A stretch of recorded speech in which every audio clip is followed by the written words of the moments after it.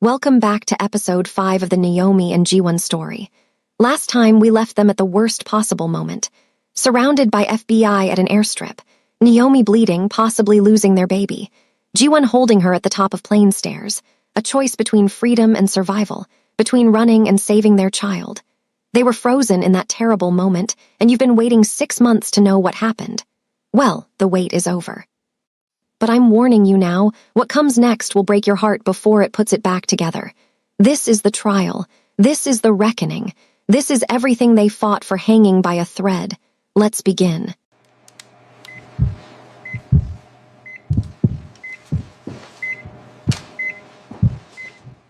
White walls, machines beeping, the steady rhythm of a heart monitor.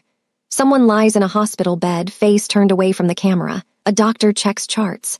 A nurse adjusts an IV. The atmosphere is calm, peaceful even, but something feels wrong. This doesn't look like a regular hospital. The door has a coded lock. There's a camera in the corner, and outside, through the small window, you can see a guard. The camera slowly pans up the bed, reveals the patient. It's Naomi. She looks different. Thinner, exhausted beyond measure. Dark circles under her eyes, but she's not injured, not dying. She's holding something against her chest, something wrapped in a soft blanket. The nurse comes closer. How's little Arya doing today? Naomi looks down at the bundle in her arms. A baby, 6 months old. Dark hair, golden brown skin, tiny perfect features. The baby is alive, healthy, beautiful. She's everything, Naomi whispers. She's the only thing keeping me alive.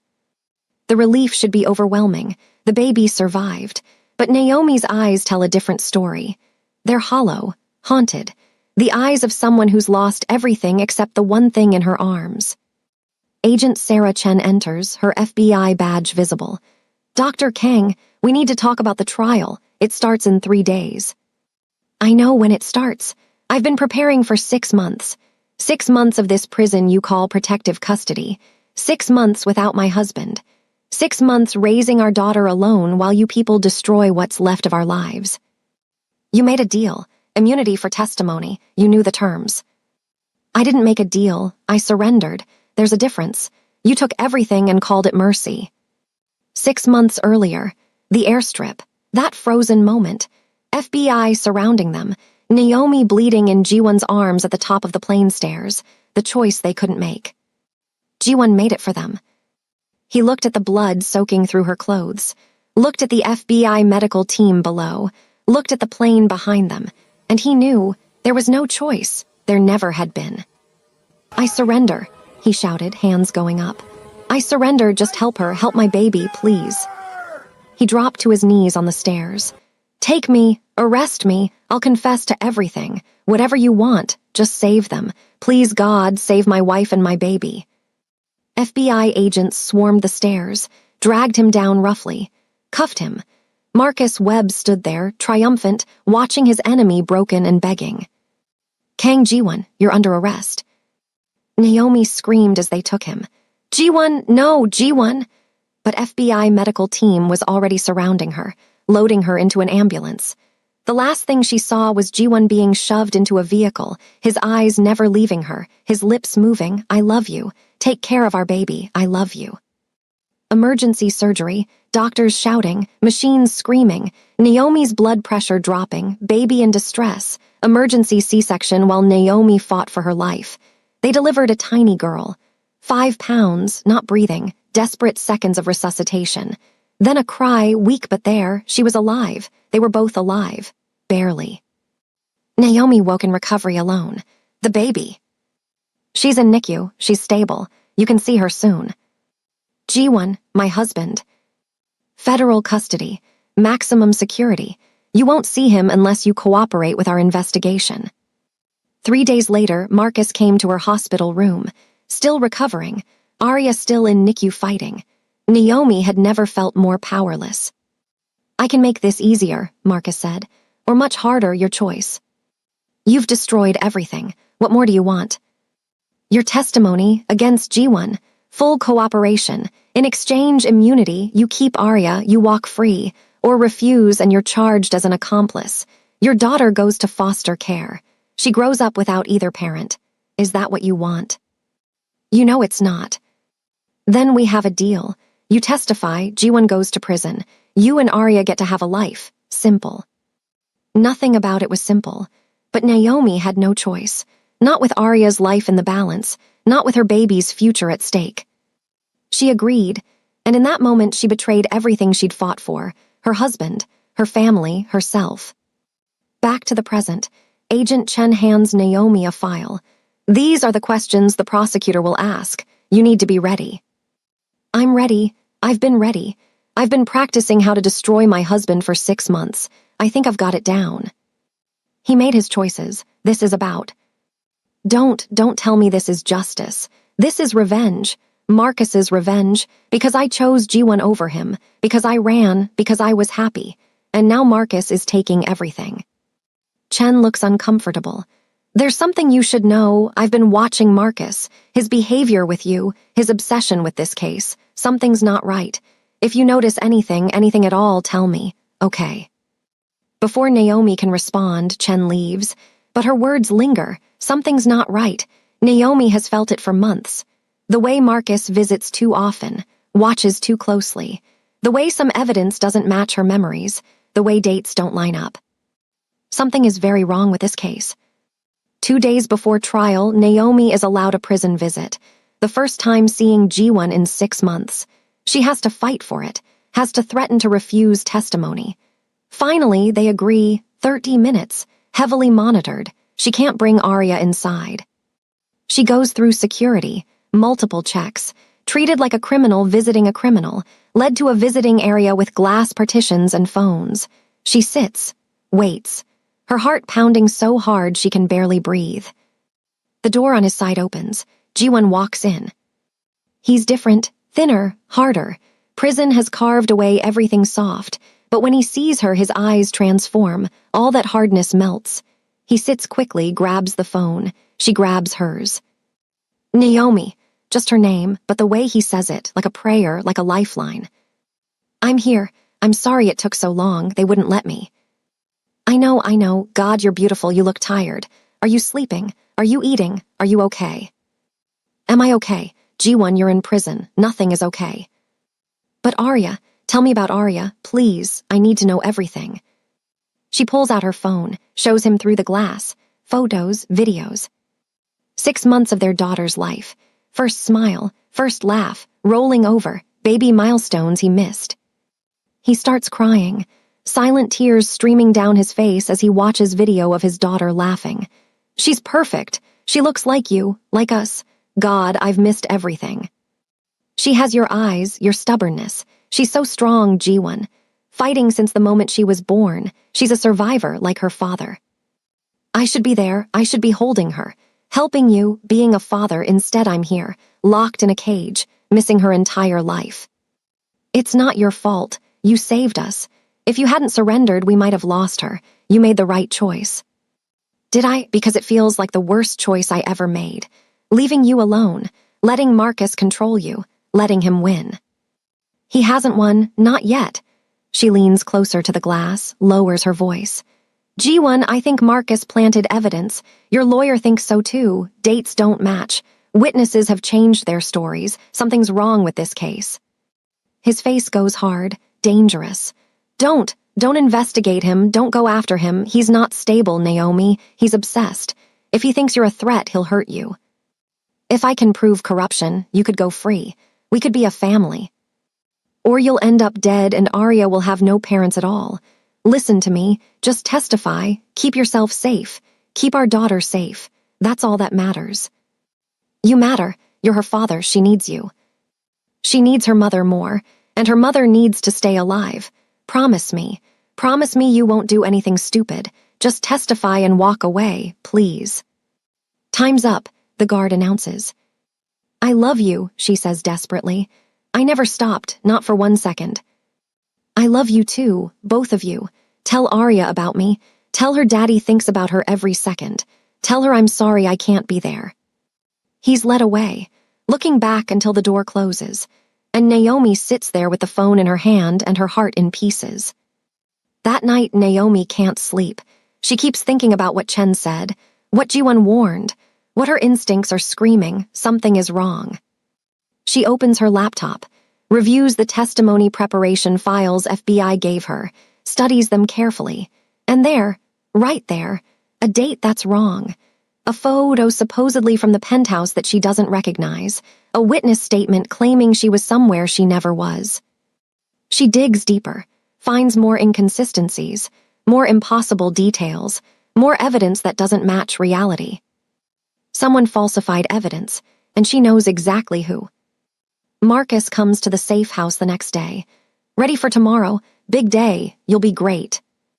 I need to ask you something, this photo, she shows him. When was this taken? According to the file, 6 months before the arrest. That's impossible. I wasn't living at the penthouse 6 months before. I was still in my apartment. This photo can't be from when you say it is. She watches his face, sees the micro-expression, the brief flash of panic before he smooths it away. Must be a clerical error. I'll have someone fix it. How many clerical errors are there, Marcus? How much of this case is built on lies? Watch yourself. You're walking a thin line. Don't forget what's at stake. My husband's freedom, my daughter's father, everything I care about, I know exactly what's at stake. After he leaves, Naomi finds what she's looking for. Hidden USB drive in Marcus's briefcase. He'd left it once, forgotten about it. She copies it before he realizes, opens it that night. What she finds destroys her.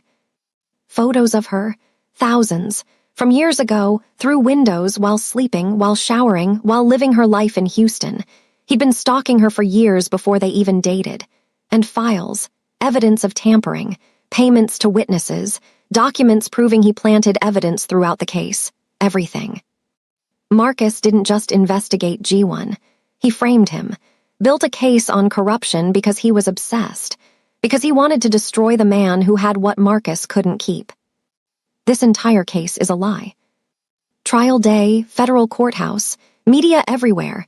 Naomi arrives holding Arya, Agent Chen escorting them through the chaos. Inside, the courtroom is packed, prosecutor confident, defense attorney tense, and then the doors open. G1 is let in. Prison clothes, chains, heavy guard escort. He looks broken until his eyes find the front row, find Naomi holding their daughter. His daughter, his baby girl, 6 months old, real, right there. The first time he's seeing her in person. The world stops, everything else fades. There's only that tiny baby, his child, the reason for all of this, the reason he's fighting to breathe. Tears stream down his face. He can't stop them, doesn't try, just stares at his daughter like she's the only thing in the universe. Arya looks at him, some instinct, some recognition. She reaches her little hands toward him, makes soft sounds, and G1 mouths, "Hi, baby girl, Daddy loves you so much." Guards have to physically move him to the defendant's table. He can't stop looking back at them. The prosecution calls Dr. Naomi Ade. This is it, the moment she's been preparing for, dreading. She hands Arya to Agent Chen, walks to the stand, gets sworn in, sits. The prosecutor begins. "Dr. Ade, please state your relationship to the defendant." "He's my husband, the father of my child." "And you lived with him, witnessed criminal activity, is that correct?" "Yes." "Did Mr. Kang confess to murder in your presence?" She looks at G1, he nods slightly. "Tell the truth, it's okay." "Yes, he told me he'd killed people." The questions continue, building the case, piece by piece. Naomi answering carefully, truthfully where she must, protecting where she can. Marcus watches from the gallery, triumphant. This is his victory. Then defense attorney Park stands. "Your Honor, I'd like to submit new evidence. Evidence of prosecutorial misconduct, planted evidence, falsified testimony." The defense moves to dismiss all charges. "Objection." The prosecutor is on his feet. "No disclosure." "It's evidence that came to light this morning, from Dr. Ade herself. Your Honor, Agent Marcus Webb has been conducting a corrupt investigation, and we can prove it." Chaos in the courtroom, the judge calls for order. "Approach, now." At the bench, Park presents the USB drive. The judge's face darkens as he reviews it. "This is serious. Agent Webb, approach."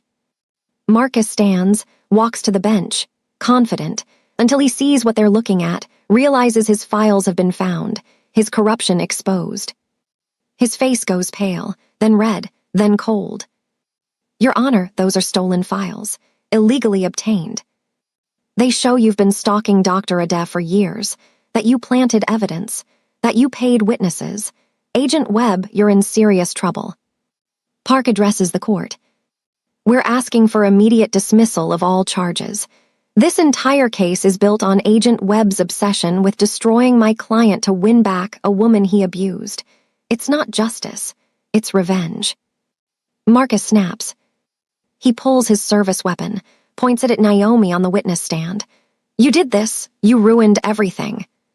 Screaming, people diving for cover, Ji-won lunging against his chains. No, Naomi.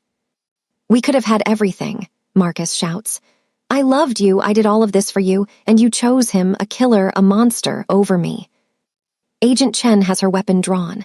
Marcus, stand down now. I'll show you what happens when you betray me. His finger tightens on the trigger. Chen fires. Marcus goes down. Non-fatal shot to the shoulder. He's disarmed, screaming as agents swarm him. She's mine, she was always mine. They drag him from the courtroom, still screaming, still claiming ownership, still obsessed. Judge pounds his gavel. Order, this court is in recess. Bailiff, remove Mr. Kang's restraints. Prosecutor, my chambers, now. The chains come off Ji-won. He stands uncertain. The judge looks at him. You're not going anywhere, but you can hold your daughter. Go. Ji-won and Naomi collide in the center of the courtroom. First time touching in 6 months. She's crying. He's crying, holding each other like they'll never let go. I thought I lost you. I thought. I'm here. You saved us. You're brilliant. You're incredible. I love you so much. Arya crying for her mother. Chen brings her over. Naomi takes her. Turns to Ji-won. This is Arya, your daughter. Arya, this is your daddy. Ji-won's hands shake as he reaches for her, takes his daughter in his arms for the very first time. She's tiny, perfect, real. She stops crying, looks up at him, puts her little hand on his face. He breaks completely, sobbing. Hi, baby girl. Hi, I'm your daddy. I'm so sorry I wasn't there, but I'm here now. I promise I'm here. The courtroom watches this moment, this reunion, this family finally together. Even hardened criminals in the gallery are moved to tears. Hours later, the judge returns to the bench.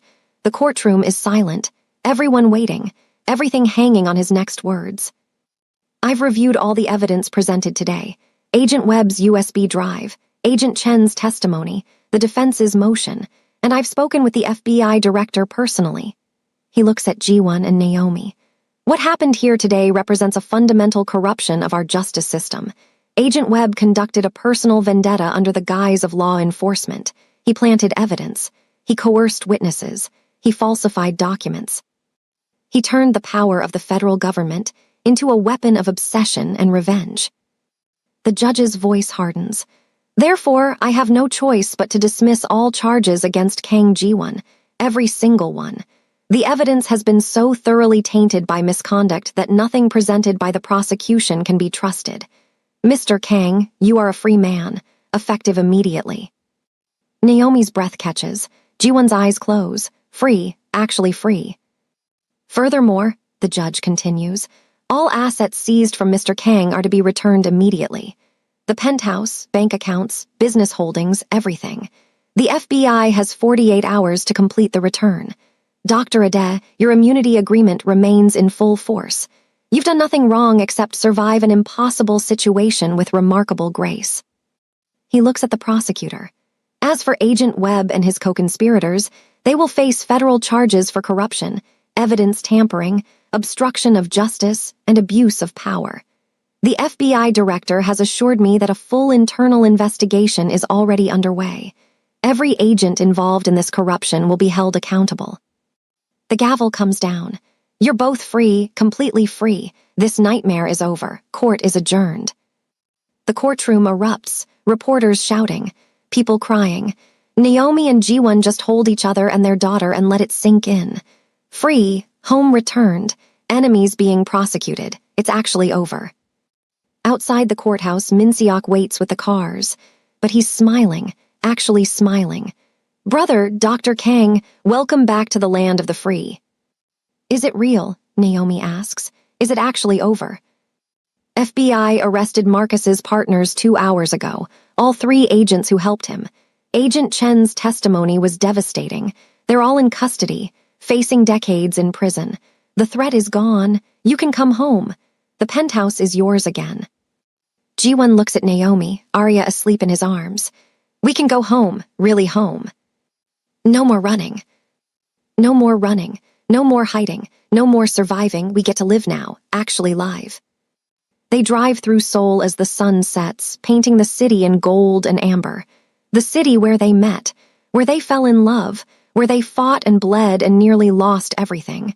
But they survived, together, and now they get to stay. The penthouse looks different when they walk in. FBI agents are still packing up equipment, removing surveillance, clearing out. But the bones of it are the same. Their home, their fortress, their sanctuary. "We'll have everything cleared out within the hour," an agent says. "Again, we apologize for the inconvenience." Inconvenience, like it was a minor hassle instead of 6 months of hell. But Naomi doesn't argue, just nods, watches them leave, watches the door close behind them. And then it's just their family, in their home, finally. Ji-won walks through the rooms carrying Arya, showing her everything. "This is where Mommy and Daddy met. Well, not exactly here. But this is where we built our life, where we had our blood oath ceremony, where we got married. This is home, baby girl, your home." He enters a room they'd started preparing before everything fell apart. Arya's nursery, painted soft lavender, crib waiting, toys untouched. This was supposed to be yours, and now it is, finally. He lays her gently in the crib. She's sleeping soundly, exhausted from the day. He just stands there watching her breathe. His daughter, in her nursery, in their home, safe. Naomi comes up behind him, wraps her arms around his waist. "We made it. I still can't believe it. We actually made it." "You made it. You exposed Marcus. You saved us. You're incredible." "We saved each other. That's what we do. That's what we've always done." They stand there watching their daughter sleep. 2 people who have been through hell and back, who have lost everything and fought to get it back, who chose each other over and over again despite impossible odds. "What do we do now?" Naomi asks. "Now that we're free, now that we can actually plan a future instead of just surviving the present." "We live. We build the life we talked about. I leave the syndicate. Minseok can have it. I'm done with that world. I want legitimate businesses, legal money, a life where our daughter doesn't grow up surrounded by violence." "You'd really leave, after everything." "For you and Arya, I'd leave the world behind. Besides, I'm tired. So tired of the violence and the blood and the constant fear. I want peace, real peace, with my family. I want to practice medicine again, real medicine, not patching up criminals, a legitimate clinic, helping people who actually need help." "Then that's what you'll do. We'll make it happen, all of it." 6 months pass, 6 months of peace, 6 months of normal, 6 months of actually living instead of just surviving. Naomi opens her clinic, small, modest, in a neighborhood that needs medical care. She treats families, children, elderly patients, does the work she always wanted to do, comes home tired but fulfilled. Ji-won transforms the Kang family businesses, divests from anything questionable, keeps the legitimate ventures, real estate, restaurants, import-export but actually legal this time. It's not as profitable, but it's clean, and he sleeps at night. Minseok takes over the syndicate, keeps it away from Ji-won and his family, protects them from that world, visits occasionally to see his niece, but keeps the darkness at a distance. Agent Chen becomes a friend, testifies at Marcus's trial, helps put him away for 20 years, visits the penthouse sometimes, brings Arya gifts, becomes Aunt Sarah to their daughter. And Arya grows, thrives, learns to crawl, takes her first steps between her parents on the same rooftop where they got married, says her first word, "Dada!"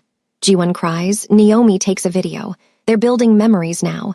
Good ones, the kind that heal old wounds. On Arya's first birthday, they throw a party on the penthouse rooftop. The same space where they exchanged vows, where they promised forever, now filled with balloons and presents and cake and the people who matter. Minseok is there with a ridiculously expensive gift, Agent Chen with a thoughtful one, a few of Naomi's colleagues from the clinic, some of Ji-won's new business partners, small gathering, intimate, safe. Arya smashes her cake, getting frosting everywhere, laughing, happy, knowing nothing of the darkness her parents fought through to give her this light. Maybe someday they'll tell her, when she's older, when she can understand. But for now, she's just a baby having the best day of her young life. As the sun sets over Seoul, painting the sky in shades of pink and gold, Ji-won pulls Naomi close. They watch their daughter playing with Minseok, who's making ridiculous faces to make her laugh. "Do you remember the night I was bleeding out on that street?" Ji-won asks quietly. "When you found me." Every detail, every second, the moment that changed everything. "I was dying, I knew it, could feel it, and then you appeared, like something out of a dream, this beautiful, stubborn woman who refused to let me die, who brought me home instead of calling the police, who saved me in every way a person can be saved. You saved me too. I was running from my past, from Marcus, from myself, and you gave me a reason to stop running, gave me a home, a family, a purpose. We saved each other." "Yeah, we did, over and over again." He turns to face her fully. "Thank you for not giving up on me, for choosing me even when it cost you everything, for loving me despite what I am and what I've done, for giving me this." He gestures at Arya, at the party, at the life they've built. "I don't deserve any of it, but I'm grateful for every second." "You deserve happiness. You deserve peace. You deserve a family who loves you, and you have all of that. We have all of that. I love you. I'll love you forever, in every lifetime, in every version of this story. It's always you, always us." "Always us," she agrees. They kiss as the sun sets, as their daughter laughs, as their family celebrates around them, as Seoul spreads out below, beautiful and dangerous and full of possibility. Two people who met in blood and darkness, who fell in love in chaos, who built something beautiful from impossible circumstances, who fought for each other when the world tried to tear them apart. They won, against all odds, against every obstacle, they won. And now they get the prize, the life they fought for, the peace they earned, the love that survived everything. Naomi looks up at the sky at the first stars appearing. "We made it. We actually made it. We did, together, like we do everything. What happens now?" Ji-won smiles, pulls her closer, watches their daughter playing. Now we just live, we raise our daughter, we build our businesses, we grow old together. We do all the normal, boring, beautiful things that people in love get to do. No more running, no more fighting, no more surviving, just living." "That sounds perfect." "It sounds impossible, but we made the impossible possible before. We can do it again." Later that night, after the guests leave, after Arya is asleep in her crib, Naomi and Ji-won stand on the rooftop alone, looking out at the city, their city, the place where their story began and where it continues. "Do you ever think about what would have happened if I'd just called the police that night?" Naomi asks. "If I'd made the safe choice?" Every day I'm grateful you didn't. You changed my life that night, gave me something to live for beyond survival, gave me love, real love, the kind I didn't know existed. You changed mine too, showed me what strength really means, what love really looks like, what it means to fight for someone, to choose them every day despite everything." They stand there, in comfortable silence. Two people who have been through hell together, who have seen each other at their worst and loved each other anyway, who have built something beautiful from darkness and blood and impossible choices. "To surviving," Ji-won says, raising an imaginary glass. "To thriving," Naomi counters, raising hers. "To us," they say together. Inside, Arya sleeps peacefully. Outside, Seoul glitters, and on the rooftop of the penthouse fortress, two people hold each other and look toward the future. A future they fought for, a future they earned, a future they get to live together. The story that began with blood on a Seoul sidewalk ends here, with love on a rooftop, with a family safe and whole, with peace hard-won and carefully kept. Some love stories are easy, simple, uncomplicated. This wasn't one of those. This was blood and violence and impossible choices. This was sacrifice and survival and refusing to let go. This was choosing each other again and again, no matter the cost. And it was worth it. Every terrible moment, every impossible choice, every sacrifice, worth it for this, for them, for the life they built together. In the end, love didn't conquer all. Love doesn't conquer. Love endures, love survives, love fights, love chooses. And Naomi and Jiwon chose each other, every single day, through everything, despite everything. And that choice made all the difference. The end. Thank you for watching the complete story of Naomi and Jiwon. From that first night on a Seoul street to this final moment of peace, you've been with them through everything. Their love, their struggle, their survival, their victory. If this story moved you, if it made you believe in love that fights and survives and refuses to surrender, hit that like button. Drop a comment sharing your favorite moment, and subscribe for more stories that will break your heart and put it back together. Because that's what the best love stories do. They remind us that love isn't always easy or safe or simple. Sometimes it's messy and complicated and requires everything you have. But when you find someone,